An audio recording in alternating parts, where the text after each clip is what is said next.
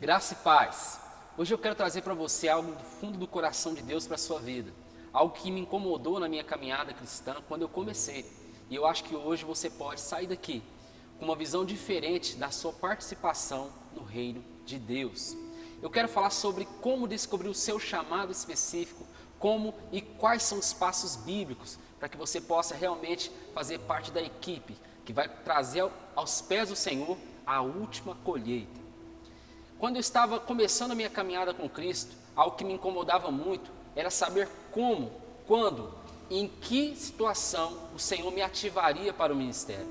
Muitas pessoas ainda passam por isso, muitas pessoas que estão começando, que estão nas suas igrejas, estão querendo participar, arde no seu coração o desejo de estar com Jesus na linha de frente, mas muitas vezes não sabem por onde começar. E hoje eu quero trazer para você uma revelação do coração de Deus. Eu quero orar pela sua vida. Senhor, meu Deus e meu Pai, Deus, que o Senhor possa, através dessa palavra, ativar muitas pessoas para que esse momento de última colheita, esse momento, trabalhadores se levantem para que o Senhor possa ser glorificado e conhecido em toda a terra. Amém. Eu quero falar com você sobre como despertar o seu guerreiro. Como despertar realmente um guerreiro que tem dentro de você, que tem dentro de mim, para algo que Deus quer fazer nesse tempo. Eu me lembro de uma história que é muito conhecida, que é a história de Davi. E Davi, ele não nasceu para ser guerreiro. Entenda bem, Davi era pastor de ovelhas. Davi era um servo dos seus irmãos, servo do seu pai. E ele tinha uma única função no meio da guerra: servir de provimento, levar provisões para os seus irmãos. A realidade é que Davi, ele cumpria muito bem o seu papel de pastor e o seu papel de servo. E em certa ocasião, a Bíblia conta que Davi foi levar provisão para os seus irmãos na guerra. Neste dia, apareceu um filisteu chamado Golias, um guerreiro muito experiente, um gigante, que estava ameaçando todo o povo de Israel e inclusive estava ameaçando os guerreiros de Israel. A Bíblia conta que Golias começou a zombar daqueles guerreiros, dizendo: se tiver alguém entre vocês que possa me vencer, certamente nós recuaremos e vocês vencerão. Mas a Bíblia fala que todos os guerreiros que estavam participando, inclusive os irmãos de Davi, não tiveram essa coragem. Aqueles guerreiros, na verdade, ficaram imobilizados. E durante todo aquele tempo, todos aqueles dias, Golias continuou a zombar do exército de Deus, que representava o exército de Deus. Mas eu quero dizer que Davi chegou naquele dia e ele sentiu algo naquele momento. E a primeira coisa que ele sentiu foi sentimento de inconformidade. Alguma coisa estava errada. Ele ficou inconformado com a situação porque ele servia um Deus vivo e ele conhecia o poder do seu Deus. E ele não achava certo que Golias afrontasse dessa maneira os seus guerreiros. Outra coisa que ele se sentiu responsável. Ele sentiu que aquilo também era para ele. E tem uma diferença muito grande nisso, porque muitas pessoas veem as coisas erradas, talvez na própria igreja, talvez no mundo, mas não se sentem responsáveis por isso. E uma outra coisa que ele se sentiu uma resposta para aquilo. Foi quando ele disse a Saul: eu vou derrotar esse gigante. É a minha responsabilidade, eu não me conformo com essa situação e eu serei a resposta para ela. A Bíblia conta que Davi venceu aquele gigante e tornou-se um rei. Mas não somente um rei, um guerreiro muito poderoso nas mãos de Deus. Eu quero trazer para você o versículo de 2 Pedro, no capítulo 1, no verso 10. Olha o que está escrito na palavra de Deus. Portanto, meus irmãos, empenhem-se em ainda mais consolidar o seu chamado e a eleição de vocês. Pois, se agirem desta forma, jamais tropeçarão. Eu quero te incentivar a descobrir o seu chamado e a viver no seu chamado. Porque muitas pessoas estão preocupadas talvez com a sua salvação, estão preocupadas talvez com aquilo que eles sentem no culto, sentem quando vão à igreja, mas uma coisa é certa: o seu chamado protege a sua salvação. Nós lemos no texto que Pedro conta que quando nós nos empenhamos quando nós investimos em descobrir o nosso chamado e viver o nosso chamado, a eleição que Deus fez à nossa vida, algumas coisas acontecem. E a primeira coisa, nós paramos de tropeçar. Muitas pessoas me procuram, jovens, adolescentes, e falam que não conseguem vencer pequenos pecados de imoralidade, pecados de estimação, né? E muitas vezes isso acontece porque as pessoas não estão vivendo o seu propósito, o desejo de Deus para a vida delas. Eu quero contar uma história para você. Existia um homem que estava querendo sair da igreja, e ele procurou um pastor, e ele disse o seguinte, essa história é real. Ele disse para o pastor: pastor, eu quero sair da igreja porque eu estou vendo muita coisa errada nessa igreja. Tem muita coisa errada aqui. O rapaz do som não dá conta, as cadeiras ficam desarrumadas, as pessoas não recebem muito bem os visitantes na porta. Eu quero sair da igreja porque eu estou vendo muita coisa errada. E o pastor, com a sabedoria do Espírito Santo, ele disse uma coisa, ele disse: olha, tudo bem, você vai poder sair da igreja, mas antes de você sair da igreja, eu quero que você faça uma coisa para mim. E ele disse rapidamente: não, pastor, eu quero fazer, pode falar.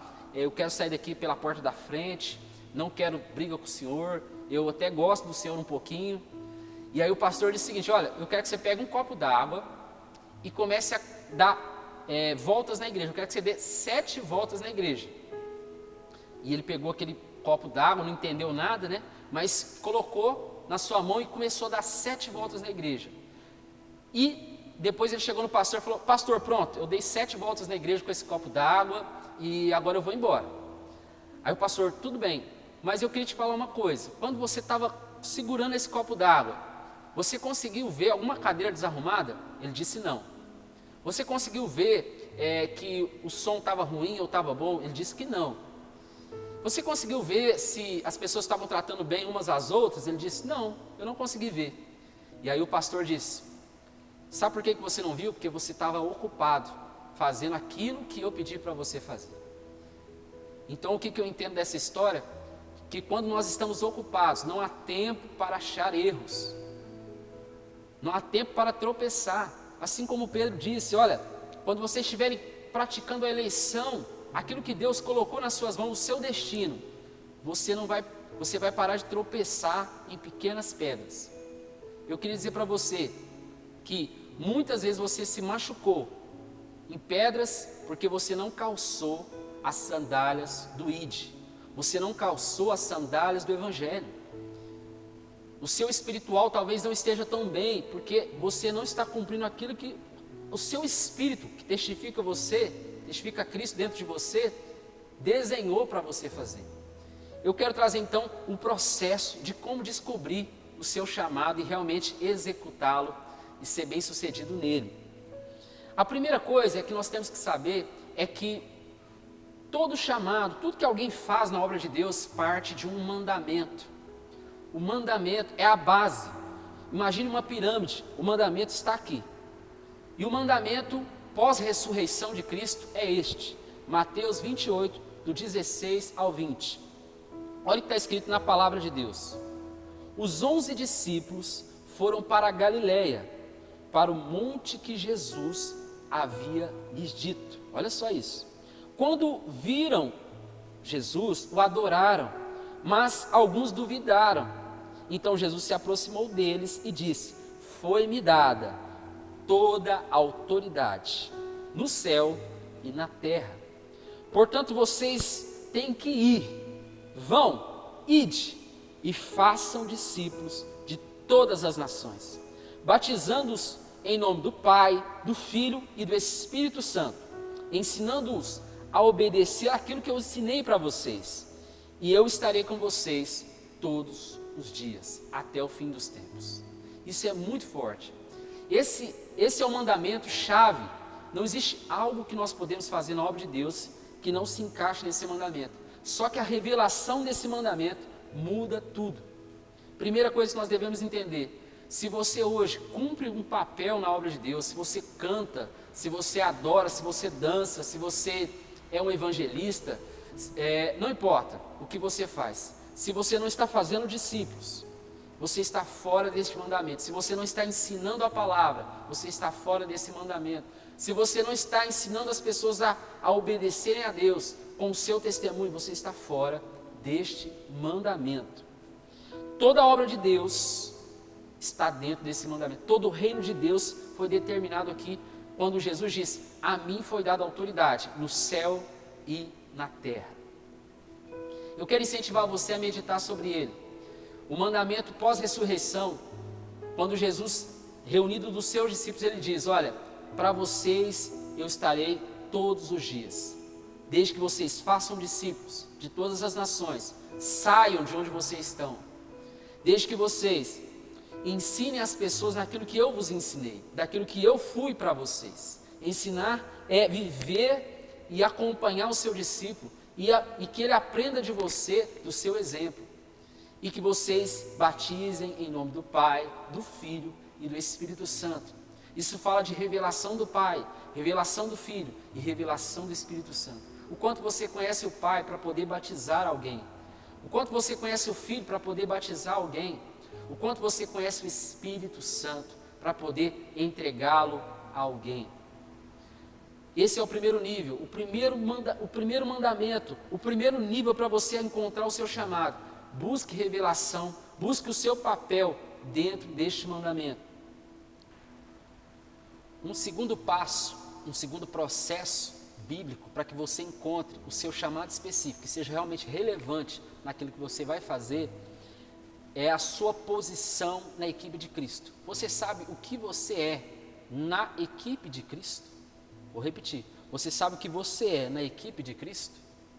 Leia comigo Efésios capítulo 4, no verso 11 e 12. Ele designou alguns para apóstolos, outros para profetas, outros para evangelistas e outros para pastores e mestres, com o fim de preparar os santos para a obra do ministério, para que o corpo seja edificado. Uau, isso é incrível. O próprio Deus definiu papéis dentro da obra que Ele quer fazer. Nós temos que descobrir a nossa posição na equipe. Eu vou dar um exemplo muito simples para você entender a importância disso. Nós dissemos aqui que o mandamento é a base do seu chamado. Busque revelação dentro dele. E depois nós temos o segundo passo, que é os dons ministeriais. Imagine que você está jogando um time e você é goleiro. E de repente, o melhor atacante do time, ele é contundido e você tem que pegar, está empatado o jogo lá, 0-0, segundo tempo, finalizando o jogo, e você tem que ir lá para o ataque. Ainda que você tenha uma boa pontaria, um bom drible, ainda que você tenha aí uma boa velocidade, você deixou o gol vazio, você deixou o gol sem proteção. O que é isso? Quando nós sabemos a nossa posição no time, nós não só fazemos parte desse corpo de Cristo de forma alinhada, nós defendemos o corpo de Cristo também. Então, nós temos que saber a posição que nós estamos no reino de Deus. Eu creio que muitas pessoas não sabem qual é a posição delas. Eu quero falar um pouquinho sobre essas 5 posições que Deus falou. A primeira, apóstolo. Apóstolo vem da palavra grega, que significa embaixador, desbravador. O apóstolo é uma liderança. Ele é aquele que desbravou um território inimigo, né, que ainda não havia o reino de Deus, e ele vai se tornar ali a liderança apostólica daquele lugar. Exemplo disso são os apóstolos de Jesus. O profeta é aquele mensageiro, ele obtém o conselho de Deus e transporta essa mensagem de forma específica e de forma unilateral, que vem de Deus. Independente se as pessoas gostam ou não, ele entrega a mensagem de Deus. Nós temos também os evangelistas, que são aqueles ganhadores de alma, que têm aptidão para convencer pessoas do evangelho, para trazer as boas novas de forma criativa. Nós temos o pastor é aquele que dá direção, é aquele que cuida das ovelhas, é aquele onde flui o amor pelas ovelhas, é aquele que não deixa nenhuma se perder, que passa remédio, que cura, que dá o alimento certo na hora certa. E nós temos o mestre é aquele que tem uma aptidão nata, né, ou desenvolvida de passar a Bíblia, passar o conhecimento das Escrituras para que as pessoas possam ser edificadas. Eu quero dizer para você que todos nós temos um pouco de cada um, mas existem aqueles que se destacam em nós. E é importante você saber isso, você saber por que Deus te colocou onde você está. É para você ser um mestre que vai ensinar as pessoas? É para você ser um pastor que vai cuidar de um pequeno grupo de pessoas, ou de um grande grupo de pessoas, ou vai discipular alguém? É para você ser um profeta? Deus tem dado a você profecias, tem dado a você direções para que mudem situações, que situações sejam mudadas? Será que você é um apóstolo que tem dons para liderança, dons para reunir o corpo de Cristo e chegar a algum objetivo de Deus?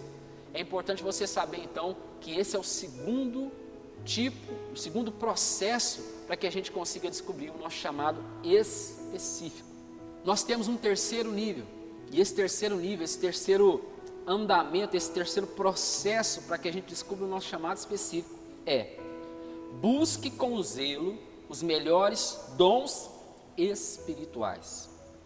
Os dons espirituais são diferentes dos dons ministeriais. Os dons ministeriais são a posição que você ocupa dentro da obra de Deus. E os dons ministeriais têm a ver com as habilidades divinas que o Senhor entrega para que a gente cumpra esses dons ministeriais. Eu quero ler com você 1 carta aos Coríntios, no capítulo 12, verso 31. Olha o que está escrito lá: contudo, buscai com zelo os melhores dons. Eu quero dizer para você que o que é bom para mim, o dom que eu preciso para cumprir o meu papel no time, é diferente do dom que você precisa para cumprir o seu papel. E nós temos ali, né, em toda a Bíblia, vários dons, né, especificados, mas o texto que realmente fala mais especificamente é o texto que Paulo fala aos Coríntios, né, já no capítulo 12, na primeira carta, e ele fala de 9 tipos de dons: sabedoria, palavra de conhecimento, fé, operação de curas, operação de milagres, profecias, discernimento de espíritos, variedades de línguas, interpretação de línguas. Nós temos ali também o dom de administrar, o dom da administração, que Paulo cita também. Quero fazer agora com você uma reflexão. Se hoje você já sabe que você é um evangelista, você foi separado por Deus para ganhar almas, qual seria o dom que você precisa para isso? Talvez você precise de um dom chamado sabedoria, para saber ver a diferença entre as pessoas, para saber como ganhar e convencer pessoas, para saber como atrair pessoas e não repeli-las. Talvez se você hoje é um pastor, você tem essa posição, talvez você precise da palavra de conhecimento, da operação de milagres. Talvez para o seu público você precise de amor. Peça a Deus, busque ao Senhor, para que Ele entregue para você os melhores dons. Se você é profeta, é claro que você precisa de um dom de profecia. Se você é apóstolo, você precisa de um dom chamado dom de liderança. Não fique apenas preso nos 9 dons escritos no texto de 1 Coríntios capítulo 12, porque a Bíblia fala que quando ele foi construir o tabernáculo, Deus deu um dom a Bezalel para fazer ali, ser um artesão de pedras preciosas. Então Deus distribui dons à medida que você precisa, que você buscar. Por isso que Paulo diz: buscai com zelo os melhores dons. Eu quero falar então sobre o último nível. O último nível para você saber o seu chamado específico. Nós dissemos aqui que todo chamado parte de um mandamento. E depois nós temos que descobrir a nossa posição ministerial, a posição do time, a posição no time. E depois nós temos que descobrir quais são os dons que eu preciso para que realmente o meu ministério tenha poder de Deus na vida das pessoas. E agora um último nível, a última etapa para a gente descobrir o nosso chamado específico. Nós precisamos entender a visão da nossa igreja. Nós precisamos entender profecias, palavras proféticas que foram derramadas sobre a nossa vida. Eu me lembro, em 2012, eu ainda não era casado, eu estava noivo da minha esposa, e eu estava até estudando para uma prova de concurso público. E eu estava na casa da minha sogra, estudando com a minha esposa, nós dois íamos fazer a prova, e a nossa pastora, a nossa bispa da Guimar, né, da comunidade Elo da Esperança, ela saiu do quarto dela, ela estava orando, e ela chegou até nós e ela disse: olha, Deus me deu uma palavra para o Denner. E ela disse: olha, abra aí em Isaías capítulo 42, do verso 1 ao 9. E esse texto é tão forte, porque ele fala exatamente o que eu faço hoje. Exatamente. E ele fala de pastorear, fala de ganhar almas, mas ele foca em pastoreio, em cuidar daqueles que estão quebrados, que estão feridos. Fala muito a respeito do que eu sou hoje. E eu descobri o meu chamado através deste processo que eu apresentei para você. Nós devemos entender o nosso chamado, a nossa posição no reino de Deus. Muitas vezes, provavelmente você recebeu uma palavra profética que ainda não se cumpriu na sua vida. Por que não se cumpriu na sua vida? Porque você não seguiu esse processo bíblico. Você precisa entender a sua posição no time, você precisa buscar os dons espirituais e no momento certo, a sua liderança. Deus respeita a hierarquia, Deus respeita a liderança. A sua liderança vai te enviar, porque você está pronto, porque você está pronto. Eu quero abençoar você, quero orar por você, para que Deus possa ativar o seu chamado, e que você nunca mais seja o mesmo a partir de hoje. Senhor meu Deus, em nome de Jesus, a Tua palavra fala que quando nós conhecemos a verdade, ela nos liberta. Muitas pessoas estão presas, não veem saída para executar a Tua obra, mas nessa noite, Pai, nesse momento aqui, o Senhor trouxe a revelação que quebra as defesas, que liberta o oprimido e que ativa o guerreiro. Desperte os guerreiros nessa noite, desperte os guerreiros que estão assistindo essa ministração, e que eles possam realmente fazer parte desse último tempo, desse momento de colheita que o Senhor preparou para a sua vinda, em nome de Jesus.